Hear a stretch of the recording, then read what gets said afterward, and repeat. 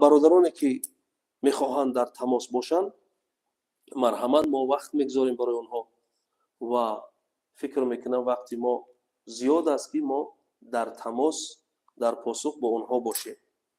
و صدقه جاریه چندین مسائل دارد. یکی از مسائل صدقه جاریه همین است که انسانی که میخواهد صدقه جاریه بکند پیش از همه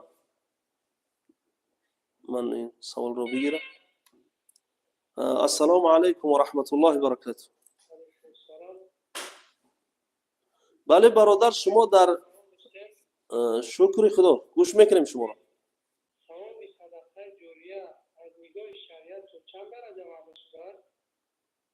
بله سلامت باشید. باز یکم ثواب دیگر. سلامت باشید. ما در پاسخ با شما هستیم. برادران عزیز همیشه انسان فکر میکند که اعمالی را انجام بده درجه اون را بفهمد. البته شما ببینید درجه صدقه جاریه از این فضل و کمالش بلندتر است که من و شما فکر میکنیم. شریعت میگوید این صدقه جاریه صدقه هست که بعد مردن انسان همیشه جاری است، ثوابش میره. و بعضی ها بر این عقیده هستند که همون انسان صدقه میکند در آیت قرآن که حبت انبتت سبع سنابل، مثل دانه ای که در زمین میگذارد و اون دانه 7 خوشه میگیرد و هر خوشه 100 دانه ای دارد 700 ثواب یا مضاعف.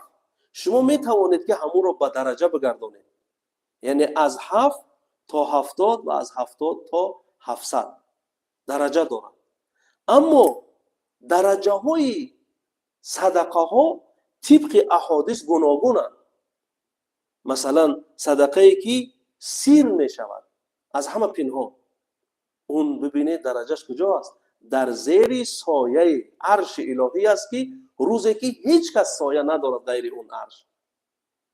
و قرآن میگوید مما تحبون، و صدقه ای که اون رو تو دوست میداری اون رو میکنی اون ثوابش علاهیده است.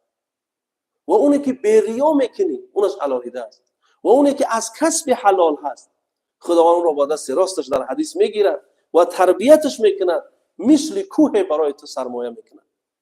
و البته جواب این برادر این هست که اون وعده ای که برای صدقه جاریه هست میتواند از 7 تا 70 از 70 تا 700 و مضاعف درجات زیاد داشته باشد. اگر سوال ها باشن بازم میگیریم. و من در باره فضل قرض دادن حسنه هم صدقه است، در باره اونم خوانده بودم که 18 درجه از دیگر صدقه ها فرق میکنه. یک انسان رو قرض حسنه میده. قرض حسنه شما ببینید اونم مثل این که صدقه میکنه درجه و ثواب میگیرید، اون هم چی دارد برای خودش؟ 18 درجه از دیگر صدقه های عام اون ثواب و پاداش خیلی زیادی دارد. من در اینجا حدیثی رو میخواهم بیان بکنم.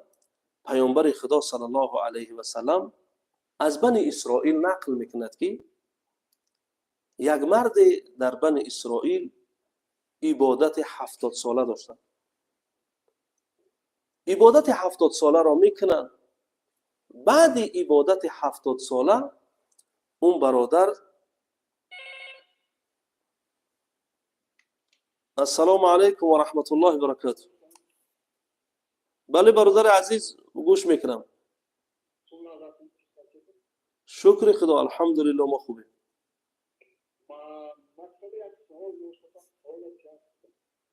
گوش میکنم. من در پاسخ هستم با شما.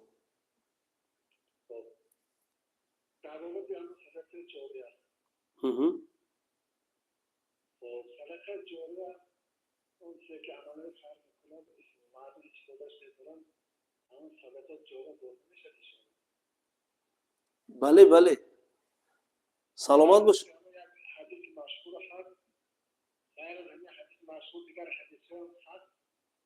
بله بله سلامت باشید.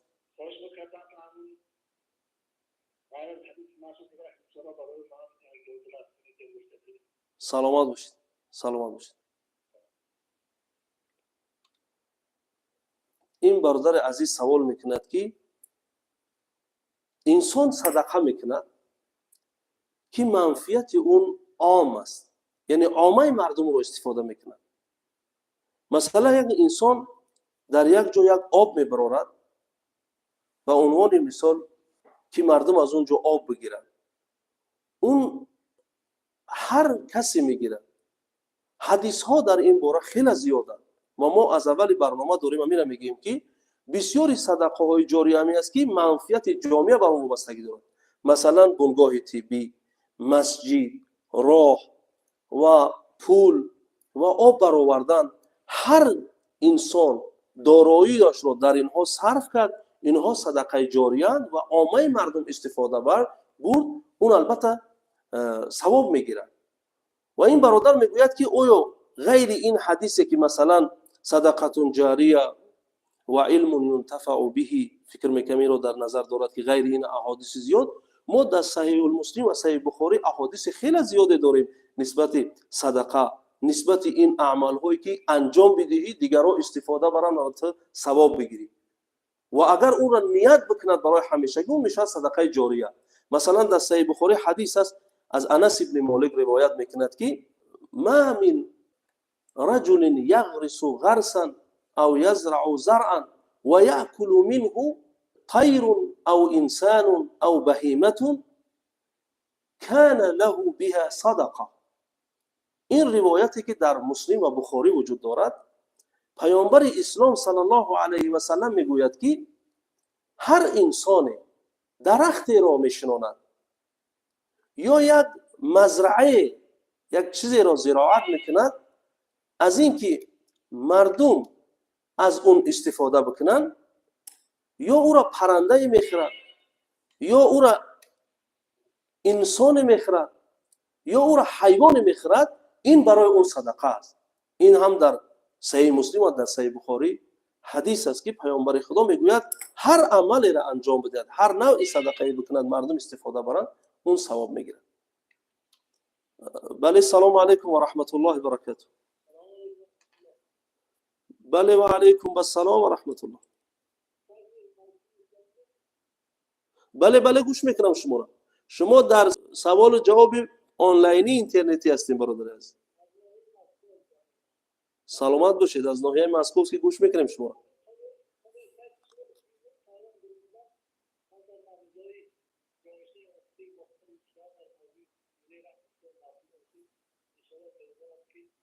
سلامت باشید.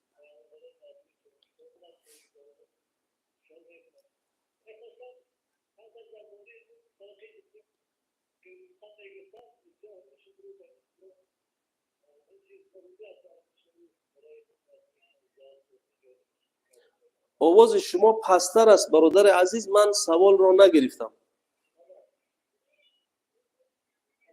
الو، سوال را نگرفتم برادر عزیز.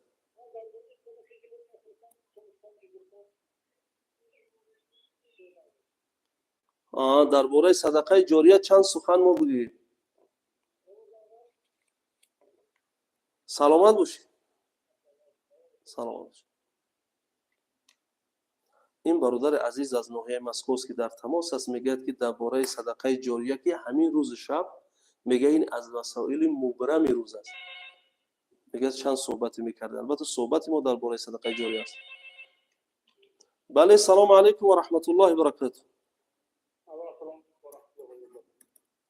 بله گوش میکنم برادر عزیز. بله شکر خدا. شما از شما پرسیم. شما سلامت باشید. مرحبا. ماشاءالله سلامت باشید.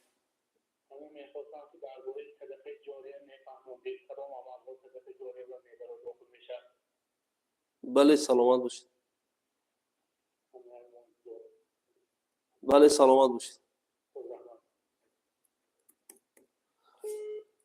برادران عزیز، من فکر میکنم بعضی ها در این سوال و جوابی که ما آنلاین اینترنتی داریم صحبت میکنیم درباره صدقه جاریه، از اول در برنامه نیستن. بعدا میدونن میپرسن اون چیزی که ما در اون باره صحبت کردیم گذاشتیم، یعنی صدقه جاریه با کدام اعمال ها می شود؟ صدقه جاریه گفتیم که می شود که انسان مالش را راه بسازد، برای جایی که آب نیست آب بیرون بیارد، در جایی که پول نیست که مردم گذرگاه کنند در اونجا پول می سازد، بنگاه طبی می سازد، مکتب می سازد، و یا اینکه در همون روستایی که زندگی میکنند مردم مسکین و فقیر هستند که در گرمای تابستان بعضی چیزا حفظ کردن برای اونها خلدیلینگ میخرد، کانسنر میخرد، همه اینها صدقه جاریه میشن. بله، سلام علیکم و رحمت الله و برکاته. و علیکم السلام و رحمت الله. شکر خدا، گوش میکنیم شما. بله گوش میکنیم.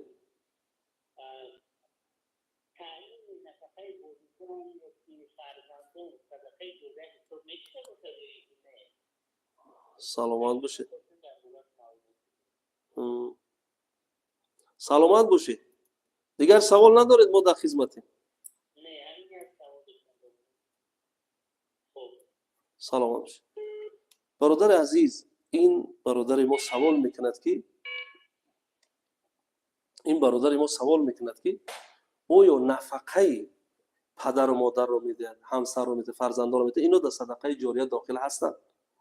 وقتی که این برادر این سوال رو کرد، در یک حدیث از صحیح مسلم در یاد من آمد. شما ببینید نفقه کردن برای اهل بیت، برای اهل خانه نفقه کردن، این فرض عین است.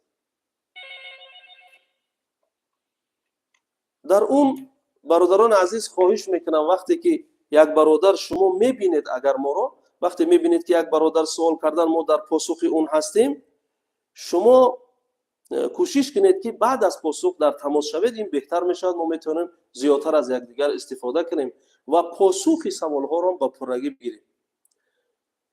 شما ببینید برادر عزیز، این برادر گفتن که اهل بیت رو، زن و فرزند و پدر و مادر رو طعام دادن و اینو در صدقه جاریه میدونن. نگاه بین اینها، نگاه بین اهل خانه فرض عین است در اسلام. و این صدقه هایی که ما در بارشون صحبت میکنیم اینا همه نفلی هستند، عبادت های نفلی هستند. اینا در صحیح مسلم حدیثی که گفتم در یادم آمد، پیامبر اسلام میگوید که صدقه کردن بر یتیم، صدقه کردن بر مسکین، صدقه کردن فی سبیل الله، از همه اینها اجر و پاداش زیاد صدقه کردن بر اهل بیت است.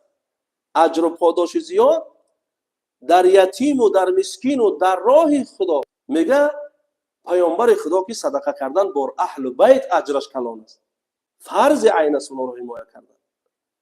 البته این در صدقه جاریه نمیدراید، اما نگاه بین اینها، لباس اینها، سواری اینها، خانه خوب اینها، طعام اینها بر ذمه شما فرض عین است. از این اجر و پاداش زیاد دیگر چی است که من حدیث مسلم رو برای شما خوانده دادم برادران عزیز. و برای چی میگوییم که وقتی که سوال میشود دیگرها در پاسخ با ما هستند؟ شما ببینید وقتی که سوال میشود پاسخ رو بگیرید، بعدا باز در تماس شوید. السلام علیکم و رحمت الله و برکاته. و علیکم السلام و رحمت الله. بله برادر عزیز، شکر الله. شما در سوال جواب آنلاینی اینترنتی هستید یا از ساعت 3 اون طرف زنگ بزنید، وقتای نماز برای شما گفته میشه. بله، بعضی ها در مرکز اسلامی وقتای نمازشون رو که میپرسن وقتای عوض میشوند. این برادر با همین تماس گرفت. شما ببینید این برادری که سوال کرد، من در پاسخ این کمی دیگرم. شما ببینید بعضی ها خیال میکنن که نفقه زن و فرزند، نفقه اهل بیت، اینها به عنوان هستند که آوردی شکم اون رو سیر کردی تمام. در صدقه اهل بیت چی میدراید؟ خانه خوب، خانه وسیع. البته با دارایی وسع مرد وابستگی دارد. لباس خوب و طعام خوب، حتی سواری در نفقه اهل بیت، یعنی این داخل است. بنابراین پیامبر اسلام صلی الله علیه و سلم میگوید که شخصی که بر یتیم صدقه میکند، بر مسکین صدقه میکند، فی سبیل الله صدقه میکند، من برای او چیزی بگویم که اجر و پاداشش از این هر سه بالا هست. اون نفقه کردن به اهل بیت است، به اهل بیت خود را حمایت کردن، حفاظت کردن، ننگ و ناموس و عرض اونها را حفظ کردن، اینا بر ذمه مردان فرض عین است. بله، سلام علیکم و رحمت الله و برکاته. و علیکم السلام و رحمت الله و برکاته. شکر خدا، گوش میکنیم شما را.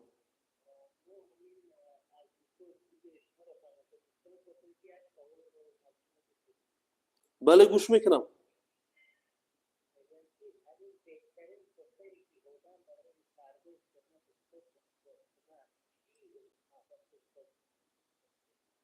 نفهمیدم از سوال شما.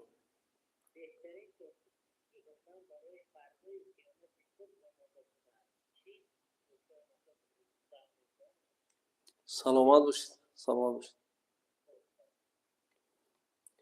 شما ببینید این برادر عزیز سوال میکرد که بهترین توفه‌ای که برای فردای قیامت خود انسان سرمایه میکند اون چی چیز است؟ من در یک جمله میتوانم بگویم که اون رضامندی خدا هست. کسی رضامندی خدا رو برای آخرت خودش سرمایه میکند، اون در حساب و کتاب، اون در صراط، اون در میزان، اون در جنت، در همه جا کامیاب است. اون فلاح را به دست آورده است. اما اون که رضامندی خدا را به دست میارد، اسباب اون زیاد است. تو میتوانی که اون را با انجام دادن تمام فریضه الهی که آنچه بر ذمه فرض است انجام بدی به دست بیاری. تو میتوانی که در بر والدین، پدر و مادرت را اینقدر خوش، اینقدر نگاه بداری که با اون به دست بیاری. این سرمایه رضامندی خدا است. بله، سلام علیکم و رحمت الله و برکاته. بله برادر عزیز گوش میکنم. برادر عزیز شما در سوال جواب آنلاینی اینترنتی هستین تا ساعت 3. بعد ساعت 3 در تماس شوید، ما شما را میگوییم. اسباب رضامندی خداوند خیلی زیاد است. ببینید یکی از اونها میتواند که همین صدقه جاریه باشد. همچنانه که من در بالا گفتم گذاشتم، یک یتیمی رو میارد اون طبیب میکنه، میارد اون عالم علم دیگری میکنه، میارد اون رو عالم دین میکنه که مردم رو امر معروف کنه، نهی عن المنکر کنه، یا هر سببی میتواند که این باشد.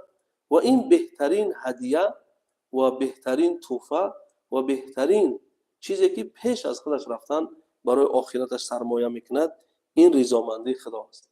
حضرت عمر رضی الله تعالی عنه روزی که وفات میکنند، یک صحابی حضرت عمر رضی الله تعالی عنه را در خواب میبینه.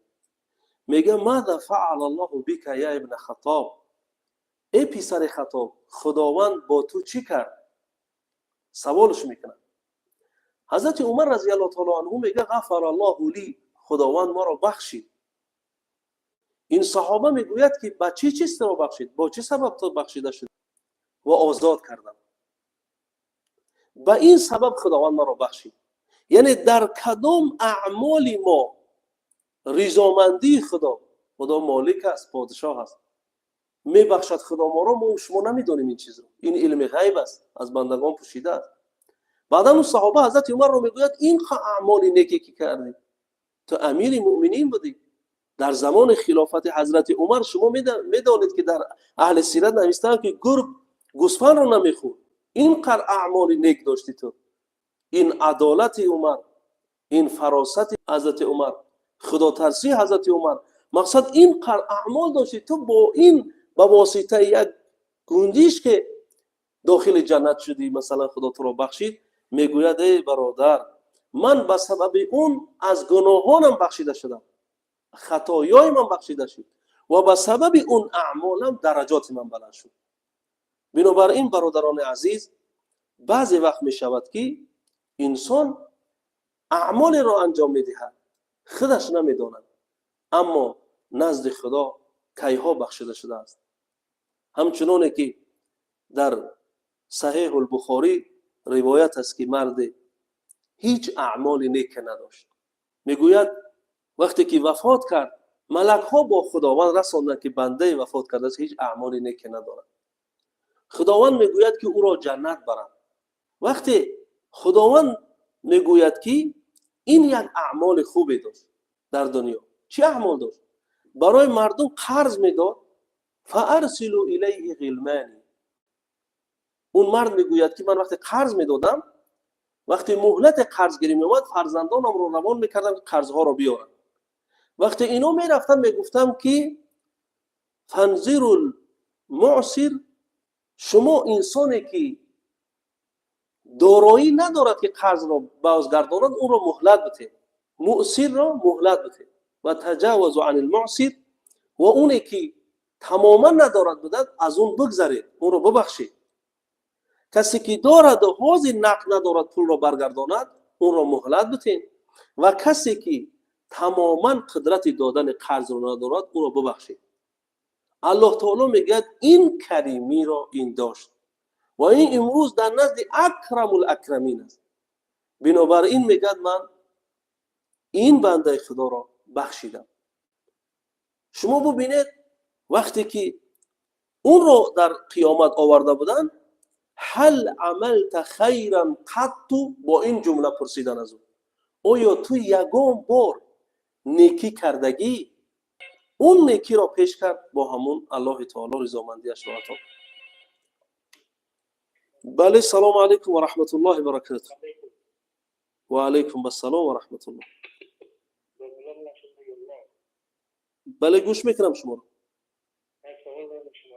بله گوش میکنم سوال شما رو.